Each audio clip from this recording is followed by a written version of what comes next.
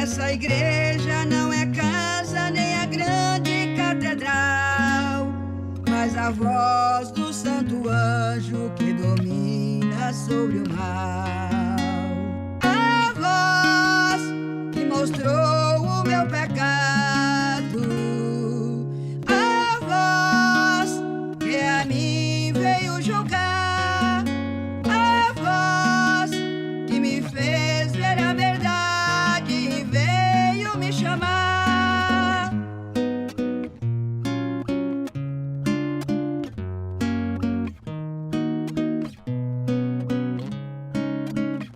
Olá, paz do Senhor a todos. Nós estamos no ar novamente com o programa Cristandade, a voz do quarto anjo. E eu quero comunicar a você que a apostila, com certeza vai estar na descrição do link. Acompanhe os textos passo a passo, porque é um assunto muito importante. Eu estou impressionada no estudo anterior, ontem que foi ao ar, fiquei de coração muito assim comovido ao ver a abertura que deu essa mensagem a respeito de Apocalipse 1, a revelação de Jesus Cristo. A irmã Ana, com certeza, hoje ainda vai dar uma abertura maior, né? Na compreensão que nós temos, é muito vaga sobre esse assunto, é importantíssimo que você preste bem atenção. E ontem nós fizemos comentários sobre o Apocalipse 1, verso 1. E hoje, dando sequência, nós vamos estar dando a sequência do Apocalipse 1, no verso 2 em diante. Porque, assim, a palavra de Deus, ela tem uma profundidade muito ampla. E é como diz a Ellen White, que o verdadeiro significado está por debaixo das letras. Por isso que, ao se abrir, ou seja, porque eu vejo que a palavra de Deus é a maior psicologia que já pode alguém entender. Porque é tão minuciosa e tem mistérios tão profundos que jamais os homens podem imaginar. E Paulo, ele, em 1 Coríntios 2, no verso 10, ele disse: aquilo que olho jamais viu, que mente humana jamais imaginou, é aquilo que Deus tem preparado para aqueles que o amam. E logo no versículo diante, ele disse: mas Deus nos revelou pelo seu Espírito. Ou seja, o Espírito Santo, ele prescruta todas as coisas, e é onde ele habita, os mistérios de Deus ficam revelados.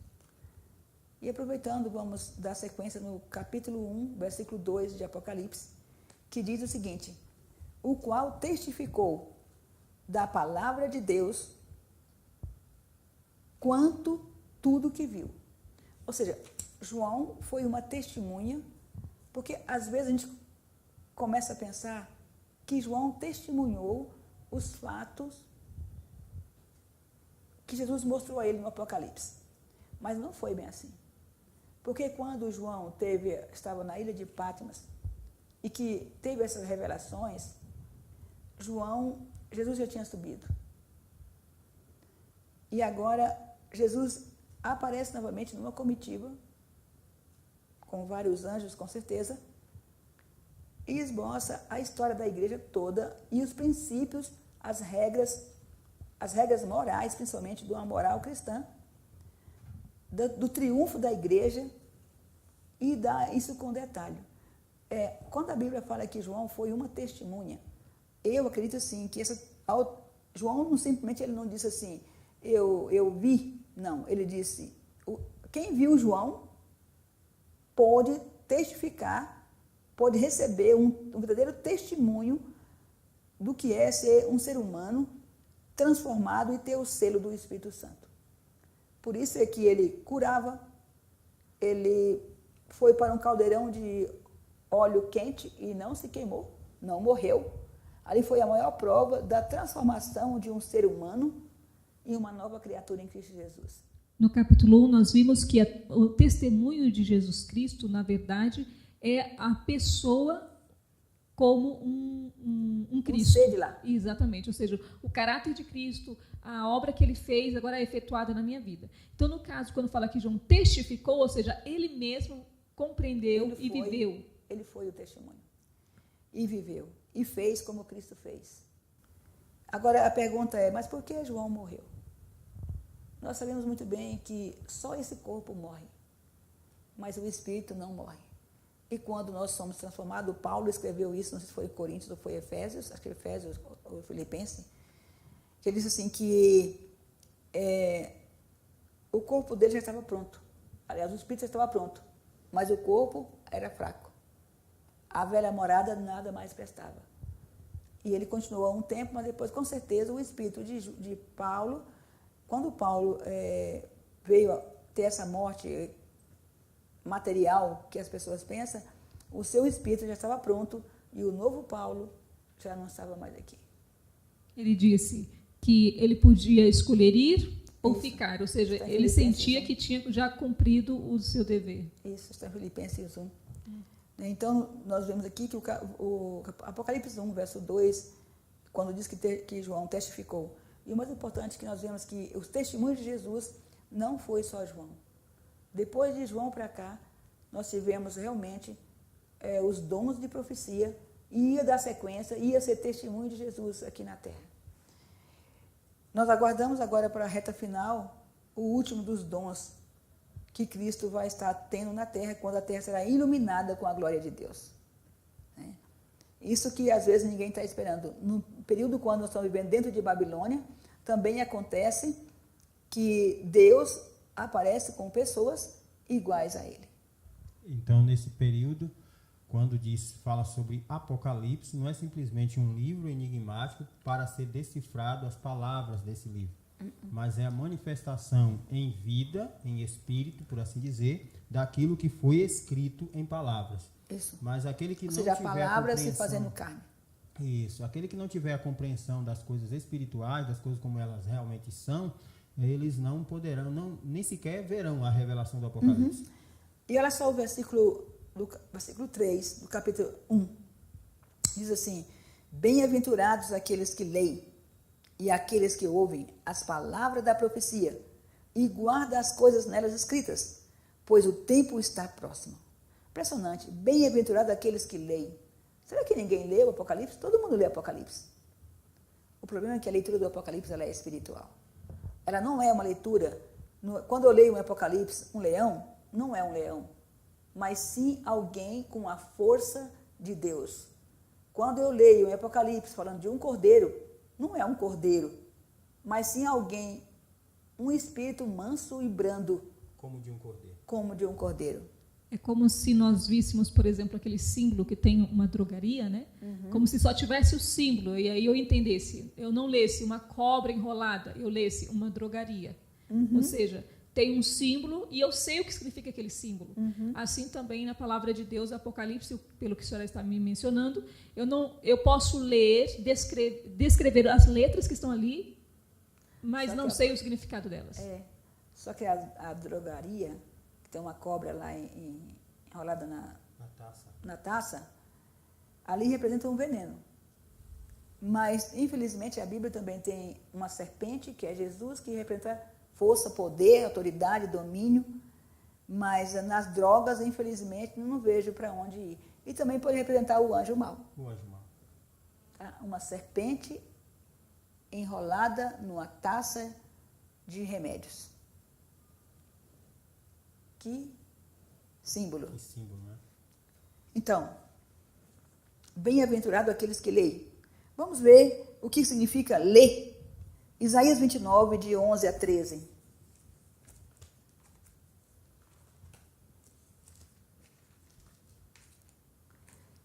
Quem lê a palavra de Deus, ele também ouve e enxerga. Mas se ele não lê, ele não ouve e nem enxerga. A igreja de Laodiceia é considerada pobre, cega e nua. Isso quer dizer que Laodiceia, ela não tem o ouro, que são as provações, é uma igreja folgada, que não tem provações, e quando tem qualquer sofrimento, está morrendo. Ela é cega, então ela não sabe ler. E ela também não ouve. Ela é surda. Despida, né? Ela é surda, ela não ouve a voz do Espírito Santo. Por isso ela é pobre, cega e nua. Isaías 29, de 11 a 13, vamos lá? Toda visão já se vos tornou como as palavras de um livro selado, que se dá ao que sabe ler, dizendo: lê isto, peço-te. E ele responde: não posso ler, porque está selado. Agora só, em Oséias 10, verso 12, diz assim, 12 e 10. 12, 10, não, 10, 12, não? Não, 12, 10. Oséias 12, 10 diz assim, multipliquei as visões e, por favor, abre lá, não me presta aqui essa Bíblia. Rapidinho, só um minutinho. Oséias 12, 10. Quero ver só para vocês verem como é que a coisa é séria. Oséias. Essas letras são muito pequenininhas. Diz assim, falei aos profetas e multipliquei as visões e pelo ministério dos profetas propus símiles. Falei aos profetas, multipliquei as visões e pelo ministério dos profetas propus símiles. Falei aos profetas, multipliquei as visões e pelo ministério dos profetas propus símiles. Mas no versículo 8 ele diz o quê? O que ele diz? Isaías. Em Isaías 29, verso 11, disse: toda visão já se vos tornou como as palavras de um livro selado, que se dá ao que sabe ler, dizendo: lê isto, te peço. E ele responde: não posso ler, porque está selado. Toda visão é o quê? Se tornou como as palavras de um livro selado. Ou seja, Deus diz, pelo ministério dos profetas, ele diz assim, multipliquei, falei aos profetas e multipliquei as visões. Ou seja, multiplicou as visões. Ou seja, as visões, não é só que aumentou muitas visões. As visões foram todas compreendidas, que eu posso compreender. Porque aqui em Isaías as visões foram seladas. Sim. Ou seja, quando as visões são seladas, ninguém entende. Não há compreensão. Não há compreensão. Mas quando multiplica, então tem... Porque se eu compreendo, a mesma coisa, eu tenho um prato de arroz, se eu comer uma parte, eu vou comer o outro. Se eu não der conta de comer a primeira parte, mas não vou comer o outro. Sim. E se eu comer um prato, eu posso comer outro, e vou comendo tantos. Mas se eu não conseguir comer, eu vou parar de comer todos. Então, se eu não conseguir entender uma visão, eu não vou entender a outra também. Não há desdobramento. Não há desdobramento. Tem esse desdobramento. Não há um conhecimento da verdade, não há uma interligação entre o ser humano e Deus. Esse texto também pode se aliar com aquele de Daniel que diz que no final do tempo haveria um tempo em que a ciência se multiplicaria. Isso. Mas é só. Então, eu estou dizendo que aí ele fez o quê? Em Isaías 29, de 11 a 13, vamos continuar? Toda visão já se vos tornou como as palavras de um livro selado, que se dá ao que sabe ler, dizendo: lê isto, peço-te. E ele responde: não posso ler, porque está selado. E dá-se o livro ao que não sabe ler, dizendo: lê isto, peço-te. E ele responde: não sei ler. O problema... O Senhor disse, versículo 13: visto que esse povo se aproxima de mim, e com sua boca e com seus lábios me honra, mas o seu coração está longe de mim, e o seu temor para comigo consiste em mandamentos de homens que maquinalmente aprendeu. Então quer dizer que, por isso que Jesus falou para João, bem-aventurados aqueles que leem. Porque quando o Apocalipse estivesse se acontecendo, o livro de Apocalipse, aqueles que pudessem entender o que era realmente, o que estava escrito ali naquele livro, que tivesse capacidade de entender as visões de Deus e poder realmente entender os mistérios de Deus através da leitura espiritual do livro de Apocalipse e de todo o livro da Bíblia, ele seria bem-aventurado. Porque ele teria um conhecimento pelo qual muitos não teriam. É como se, por exemplo, se João estivesse vivendo aqui e ele começasse a noticiar o Apocalipse, não era o que ele dissesse, o que ele simplesmente escrevesse que as pessoas deveriam compreender, mas deveriam ver nele a revelação do Apocalipse. Quando Jesus nasceu, poucos conheceram Jesus, porque não sabiam ler. Isso é tão claro. No tempo da profecia se cumprir, eles não sabiam ler e não viram que estava cumprindo uma profecia do Messias. Isso é tão claro que o Filipe, que era um discípulo de Jesus, disse assim: Senhor, mostra-nos o Pai, o que nos basta. E Jesus respondeu para ele, né? Quem vê a mim, vê o Pai. Estou há tanto tempo convosco que não me tem conhecido. Ou seja, então quer dizer que os leitores das profecias desses últimos dias seriam escassos. A ponto de Deus dizer: bem-aventurados que leem. Ou seja, bem-aventurados aqueles que possam decifrar o enigma desse Apocalipse. Num tempo de cegueira e trevas espirituais, enganos. Isso. Por isso que nós estamos vivendo o tempo de Babilônia. Mais uma vez fica confirmado. Vivendo no período de Babilônia, ninguém sabe mais ler a Bíblia. Tá? E no Marcos 15, 7 a 10, vamos ver o que está escrito lá? Isso aqui é bom nós confirmarmos, porque pode ser que ficamos só nisso aqui hoje, mas é algo muito importante, a questão de sabermos ler as palavras de Deus. Marcos ou Mateus? Mateus 15, desculpa. Mateus 15, de 7 a 10. Hipócritas, bem profetizou Isaías a vosso respeito, dizendo: Este povo honra-me com os lábios, mas seu coração está longe de mim. E em vão me adoram, ensinando doutrinas que são preceito de homens. E tendo convocado a multidão, lhes disse: Ouvi e entendei. Não é o que entra pela boca que contamina o homem, mas o que sai da boca, isto sim contamina o homem. Até o verso? Impressionante, até o verso 10. Ouvi e entendei. Ouvi e entendei. Ou seja, quantas pessoas pensam que entendem a palavra de Deus? Quantas pessoas usam a Bíblia para a sua própria destruição? Por isso ela tem cheiro de vida para a vida e cheiro de morte para a morte. Quando o apóstolo Paulo disse aos coríntios que a palavra que ele pregou entre eles não foi simplesmente palavra de sabedoria e persuasão humana, mas no Espírito Santo e poder, então Paulo queria dizer que a manifestação da verdade que ele pregava era ele mesmo, era isso que queria dizer. Então aqueles que queriam compreender o Espírito de Cristo, do qual Paulo falava, a ressurreição, a nova vida, tudo, eles precisavam olhar para Paulo e só nele compreenderiam então a Eles mensagem. precisavam ler a palavra, viva. a carta viva. Ou seja, para mim ler a carta viva, eu preciso acreditar nas profecias. Por isso que Paulo fala assim, não apagueis as profecias. Tá? Não extingais o Espírito. E não extinguais o Espírito. Se você perder o Espírito do cristianismo, você não vai conseguir ler as profecias. E você não lendo as profecias, você não vai ver elas se cumprirem. Então é por isso que Laodiceia, entre outras coisas, é cega. Cega, pobre, cega e nua. É um cristianismo apostatado do período espiritual chamado de Babilônia hoje. Então o fato deles estarem vivendo uma farsa religiosa, uma falsa religião, é justamente por causa dessa cegueira. Por não distinguir, não enxergar a verdade espiritual, Isso. então vivem fábulas. Isso. Pega isso aqui, lê, muitos nem levam em consideração, nem para pensar, e assim fica. Efésios 4, 18 a 24. Obscurecidos de entendimento, alheios à vida de Deus por causa da ignorância que vivem, pela dureza do seu coração, os quais, tendo se tornado insensíveis, entregaram a dissolução para que com avidez cometerem toda sorte de impureza. Repete de novo, por favor. Obscurecidos de entendimento, Obscurecido de entendimento. alheios à vida de Deus por causa da ignorância que vivem, pela dureza de seu coração. Eu acho que igreja nenhuma mais para ler isso aqui. Então quer dizer que a queda moral dos homens é porque o entendimento está obscurecido. Está obscurecido. Não compreende mais nada. Isaías 6, de 9 a 10. Isaías 6, de 9 a 10. Então disse ele: Vai e dize a este povo: Ouvi, ouvi e não entendais. Vede, vede, mas não percebais. Torna insensível o coração deste povo, endurece-lhe os ouvidos e fecha-lhe os olhos, para que não venham ele a ver com os olhos e ouvir com os ouvidos e entender com o coração e se converta e seja salvo. Como é que Deus, como é que uma mensagem, como o caso de Moisés, pode fazer alguém endurecer o coração?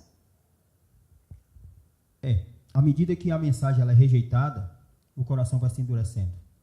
Então, como os homens de hoje estão mais absortos em seus negócios, buscando viver uma vida de prazeres e agradassem a si mesmo e convertendo a religião ao mundo, então eles não compreendem E quanto mais ouve, mais duro mas fica. não compreendem, então o coração vai se endurecendo. Essa é a condição do mundo de hoje. Mateus 13, de 14 a 15, vai falar a mesma coisa. Olha só, João 12, 40. Vamos lá? Cegou-lhes os olhos e endureceu-lhes o entendimento com o coração. Cegou-lhes os olhos e endureceu-lhes o coração, para que não vejam com os olhos, nem entendam com o coração, e se convertam e sejam por mim curados. João 12, 41, 44. Esse aqui que é o mais grave. E por essa cegueira espiritual está acontecendo, são casas de demônios. Isto disse Isaías, porque viu a glória dele e falou a seu respeito. Contudo, muitos dentre as próprias autoridades creram nele, mas por causa dos fariseus não o confessavam para não serem expulsos da sinagoga. João 12, 41, 44. 41, agora eu li o 42. 43 diz, porque amaram mais a glória dos homens do que a glória de Deus. 44 diz, e Jesus clamou, dizendo, quem crê em mim, crê não em mim, mas naquele que me enviou. Crer em Deus significa entender as coisas de Deus. Se nós não entendemos, nós não cremos. E nem temos gozo nem comunhão com Deus. Então, a grande glória do Evangelho é a manifestação da divindade no homem. No homem. Ou seja, é a unidade do homem com Deus. Essa manifestação, porque Deus, quando criou o homem, Ele disse, façamos o homem a nossa imagem e semelhança. E o pecado separou. E Jesus veio morrer por causa disso. E agora, no final, depois da morte dele, quando todo mundo estava quase sem esperança, pensando que nada tinha acontecido, Ele prometeu que iria acontecer. Aquilo que Jesus veio anunciar e fazer, Ele mesmo o era. O homem, o humano unido com a divindade. E Ele deixou claro que não seria só nele, outros mais seria acontecendo. E que o trabalho dele seria, então, gratificado por uma recompensa de muitas pessoas que alcançaria também o nível espiritual que ele alcançou. Ele disse, na casa do meu pai há muitas moradas. Se não fosse assim, eu vos teria dito. Isso. Vou preparar lugar para que onde eu estiver, vós também estejais. Ou seja, esse onde eu estiver não é um lugar, mas uma condição espiritual. Uma condição espiritual. Coisa que o mundo de hoje jamais acredita, jamais pensa nisso aí. Ou seja, nós temos uma grande batalha para haver uma transformação individual. Precisamos abrir nossos olhos para poder ver as coisas espirituais. Porque se nós não vemos as coisas espirituais, nós jamais vamos poder ver a Deus. Resumindo, então, ler é entender os mistérios espirituais. E os mistérios espirituais não são fantasia como nós pensamos. Conto de fadas. Não são um conto de fada. É uma realidade de uma natureza humana que é transformada para uma natureza espiritual, ou seja, divina. Para você ter uma ideia, eu preciso aprender a conhecer a luta, o sofrimento da humanidade, o pecado que ele vive, a miséria, a desgraça. E eu preciso ajudar o ser humano a sair da mão do diabo, eu preciso batalhar por eles, pelo meu próximo, eu preciso acreditar em Deus, eu preciso me empenhar nessa grande batalha e acreditar que logo, logo teremos um novo céu e nova terra. Se eu não viver assim, eu vou... Impressionante, né? O homem é meio esquisito, porque assim, eu outro dia conversando com uma pessoa e ela me relatando com tanta alegria, para aquilo eu parecia que estava toda, assim, realizada. Ela me disse, olha, falando dos netos. Dois netos tinham se formado em engenheiro, o outro estava estudando para medicina, para médico. Eu sei que todos bem, aparentemente muito bem encaminhados. Estabilizados. E eu pensei assim, na hora. Lembrei do pai, da mãe, e pensei, será que esse médico vai dar conta de livrar o pai e a mãe da morte? Eu não sou contra a medicina jamais, e nem contra a engenharia. São conhecimentos que nós precisamos ter. O problema é que as pessoas fazem desse conhecimento como se fosse Deus. E aí eles vão todos morrerem, vão perecer. Os cemitérios estão cheios de doutores que vão todos para o inferno. E aí? Como é que faz? E são cheios de conhecimento, porém não tiveram a manifestação da vida espiritual em si. Não tiveram. Tá, mas aí, tem como você fazer alguma coisa nisso aí? Como um mundo totalmente carnal vai poder ser transformado no mundo espiritual? É impressionante, porque o que eu estou falando aqui é algo muito grave e muito sério. É por isso que, por várias vezes, o João repetiu no Apocalipse, ele dizia... Quem tem ouvidos, ouça o que o Espírito diz às igrejas. Isso. Corroborando com o que disse Paulo, que Deus revelou as coisas espirituais pelo seu Espírito. Isso. E o homem, somente o espiritual, poderia compreender. Uhum. Eu lembro-me daquela parábola, né, que ficou contada na vida do jovem rico. Ou seja, a riqueza que ele tinha era material, mas há muitos outros tipos de riquezas hoje no coração dos homens, né? Seja família, seja um status, uma faculdade, um nome, não importa. De fato, há muitas riquezas que tomam o coração do homem e que o que Cristo quis contar ali no caso do jovem rico é que o homem tem abandonado as riquezas espirituais em troca da material. Exatamente. E agora chega a ponto de não conseguir ler os mistérios do reino de Deus. É interessante isso que a irmã Noemi acabou de falar, porque há textos na Bíblia que diz que Jesus era rico e se fez pobre para que com sua pobreza enriquecêssemos. Então, o se fazer pobre de Cristo era tornar-se um humano e enriquecer-se. É que o homem não avalia a riqueza espiritual. Grandeza do Espírito. Porque com o Espírito você aprende todas essas coisas. E você vai além do que isso é. Então, a transformação que Deus quer nos dar. Não existe bens materiais na terra que pague o preço. Possa comprar. Por isso que diz que é mais precioso do que o ouro puro de Ofir. Por isso que ele diz: bem-aventurado daqueles que leem e que ouvem as palavras da profecia e guardam as coisas nelas escritas, pois o tempo está próximo. No versículo 1, capítulo 1, versículo 4, continua: João às 7 igrejas que se encontram na Ásia. Por que essas cartas só seriam sido para as 7 igrejas? Nós sabemos que logo no capítulo 2, nós vamos ter lá a distinção das 7 igrejas. Começou com a igreja de Éfeso, depois veio Esmirna, depois veio Pérgamo, depois veio Sardes, depois veio Tiatira, depois veio Filadélfia e depois Laodiceia. Mas por que essas cartas eram justamente endereçadas a essas 7 igrejas?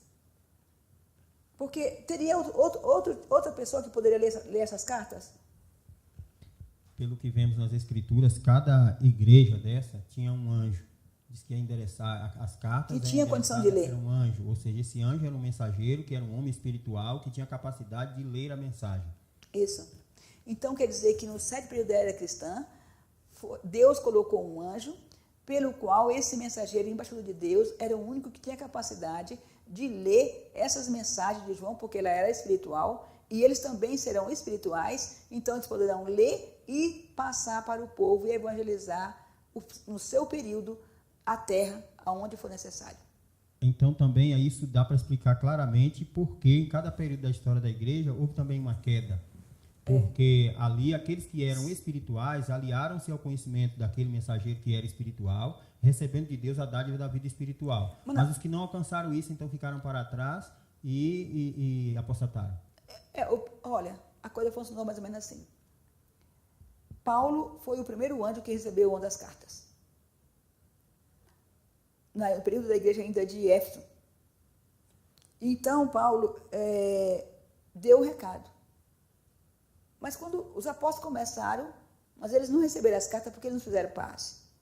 Ou seja, tudo que os apóstolos viveram, que era testemunho de Jesus, Paulo recebeu a primeira carta. Ou seja, Paulo pôde entender as coisas espirituais diretamente ali como se foi de Cristo, mas como sendo João, o embaixador, que a carta foi enviada a ele. E ele agora destrinchou e deu o recado. Mas com a morte de Paulo, tivemos um período de decadência espiritual. E aí depois veio um outro anjo para tentar levantar de novo. E assim foi sucessivamente até chegarmos hoje em Laodiceia. Quando hoje parece impossível alguém reconhecer esse anjo. No nosso período, se destaca pela quantidade e variedade de professos cristãos. Uhum. Então, professo anjos, né, mensageiros. Exatamente. Então, no meio dessa multidão, que é muito grande, de falso cristianismo e de inúmeras denominações, então há uma igreja espiritual e há um anjo que essa carta é endereçada. Só este iria entender. Só esse iria entender. Tá. Apesar desse anjo, ao mesmo tempo que ele é um, mas todos que aceitam a mensagem desse anjo, que compreendem esse anjo, também faz parte desse anjo. Então, aonde quer que haja alguém que seja capaz de ler, ele então será trazido a compreender e a ouvir a voz deste mensageiro. Isso. Nesse tempo que é o 4º anjo que está descrito em Apocalipse, capítulo 18. Impressionante que aqui a gente poderia alcançar, jogar uma partida que diz assim, estudar por si mesmo. E lá Ellen White fala que em cada período há um desdobramento da verdade. Então, por quê? Porque esse anjo ele foi fazendo essa... Cada vez que via um anjo que recebia uma carta, desdobrava uma verdade. Agora, você vê coisa, Guilherme Mille foi o anjo que trabalhou em 1844. E ele desdobrou a mensagem de Lutero e de todos para trás. E agora, quem confiou em Guilherme Mille entendeu. E quando veio o próximo mensageiro, estava pronto a ouvi-lo. Também. Isso, a ouvi-lo. Só que o mensageiro que, por exemplo assim, o mensageiro que ouviu mesmo o Guilherme Miller foi Ellen White. Foi tanto que aceitou. Tiago White, aqueles que não decepcionaram, ouviram o Guilherme Miller. E aceitaram, e mesmo o Guilherme Miller descansando, eles arrocharam. Só que com a morte deles, a igreja tornou a cair. Caiu e desapareceu, praticamente. Aqueles que poderiam ler as cartas de Apocalipse e toda a Bíblia. Então, como a igreja é espiritual, e ela é firmada em homens espirituais, com a ausência deste homem espiritual, a igreja espiritual ela não está em ação na terra. E então o homem ele fica preso às fábulas, né, que é uma falsificação do evangelho, por assim dizer, na letra, como se diz. Por isso se diz que a letra é morta, mas o espírito é que vivifica. Isso. Então alguém só pode estar ligado à vida espiritual da igreja se houver esse mensageiro espiritual guiando ela. E olha só uma coisa. Foi colocado aqui um comentário de João 4, verso 24. Pega aí, por favor. João 4, 24 diz: Deus é espírito. E importa que os seus adoradores o adorem em espírito e em verdade. Então, por isso que esses anjos espirituais estavam na terra em cada período. Somente um homem espiritual poderia ler ou adorar a Deus em espírito e em verdade. Porque ele mesmo era a exemplificação daquilo que pregava. Isso. E, na verdade, esses homens espirituais, eles eram o Apocalipse. A revelação de Jesus Cristo. Durante vários períodos, então, isso. Cristo veio se revelando. Por isso, então, Cristo disse lá em Mateus 28, e estarei convosco todos os dias até a consumação do século. Até a consumação do século. E aqui em 1 Coríntios 15, no verso 45, diz claramente, Paulo falando, ele diz, o primeiro homem, Adão, foi feito alma vivente. O último Adão, em espírito vivificante. 1 Coríntios 15, 45. A lei é espiritual, mas Paulo escreveu também em Romanos 7, 14, diz, a lei é espiritual, mas eu sou carnal. Um homem carnal se tornou o quê? Ele recebeu a lei de Deus no seu coração e tornou-se espiritual. E ele sendo espiritual, agora estava apto para compreender, a ler a palavra de Deus. É impressionante, porque Paulo dizia isso e depois ele tornou um homem espiritual. E agora ele era o anjo do primeiro período da igreja de Deus. E era o homem a quem podia ler a palavra de Deus. Ele falou que o Espírito tinha revelado a ele. Ele tornou espiritual. O Espírito revelou porque Deus era Espírito e revelava alguém que também era Espírito. Caso contrário, não poderia haver essa revelação. 1 Pedro 2:5 diz, olha só. Vós também, como pedras vivas, sois edificados casas espirituais, e sacerdócio santo, para oferecer sacrifícios espirituais agradáveis a Deus por Jesus Cristo. Ou seja, os testemunhos de Jesus são homens espirituais que oferecem sacrifício agradável a Deus pelos méritos de Cristo Jesus. Tudo que eles fizeram no caso, aí está a revelação de Jesus Cristo. Exatamente. Tudo que eles fizeram, então, na verdade, é atribuído ao próprio Cristo, como sendo ele a manifestação única da dispensação do Novo Testamento. Hoje, irmã, quando se fala assim de um homem espiritual, fala que mostra alguém que se abnegando das coisas que são terrenas, ou seja, das coisas materiais, ele se apega às espirituais. Só que isso para o mundo hoje é sacrificar. Né? E tem uma mentalidade hoje de que... As coisas espirituais, Paulo falou assim, tudo me é lícito, mas nem tudo me convém. Uma pessoa que pode compreender os mistérios de Deus e recebe o dom do Espírito de Deus na sua vida, essas coisas do mundo não lhe convém. Para ele não é sacrifício. Para ele não, quando alguém reclama de ter que deixar a sua carne, como o jovem rico, que na hora que Jesus falou para ele assim, olha, vai e vende tudo que tens e segue-me. Ele saiu triste, preferiu ir embora, mas não teve força para seguir a Cristo. Ou seja, aquele jovem, aquele homem, ele não tinha nada do Espírito de Deus. Ele não tinha força em si. Ele não podia jamais como fazer. Por que Deus não otorgou ele o selo do Espírito Santo? Porque ele era carnal realmente e preferiu ficar com a carne. A Bíblia até diz que ele tinha muitas riquezas, mas na verdade o apego dele não era a riqueza, mas era a vida humana. Mas a riqueza é que te proporciona isso aí. Dinheiro, infelizmente, proporciona isso aí. Mas tem muitas pessoas pobres também que não têm dinheiro e também não querem servir a Deus. Por isso que, Noemi, que é bom, quando a pessoa ela é espiritual, ela não reclama de nada, muito pelo contrário. Ela agradece a Deus sempre. E ela quer. Porque sabe que todas as coisas cooperam para o bem daqueles que amam a Deus. Ou seja, é a mesma coisa de você escolher um canto para morar e ser aquilo, e é aquilo que você quer e pronto. Tá? E você, por exemplo, alguém que não tem o Espírito de Deus, comer sem óleo pode ser uma morte. Mas para alguém que tem o Espírito de Deus, comer sem óleo, para ele, comer com óleo é que é a morte. Então, esse sofrimento só é para aqueles que não conhecem a Deus. Tá? Infelizmente, nossa hora já foi de novo, e nós vamos ter que deixar para amanhã a continuação do Apocalipse 1. Nós paramos no versículo 4. E amanhã, pela graça de Deus, damos sequência no 5. Mas precisamos aprender a encher o nosso coração de alegria e louvor pela presença de Deus que logo estará se manifestando no nosso meio. Muito bem, então hoje nós tivemos aí mais uma etapa desse assunto, desse estudo do Apocalipse, onde nós entendemos agora o que significa ler a profecia, ou seja, compreender os mistérios espirituais e a revelação de Jesus Cristo através da humanidade. Não é? Nós estamos vendo que nesse tempo que estamos vivendo, um tempo de cegueira espiritual, Cristo ele está a se manifestar por meio de uma mensagem espiritual que traz aos homens.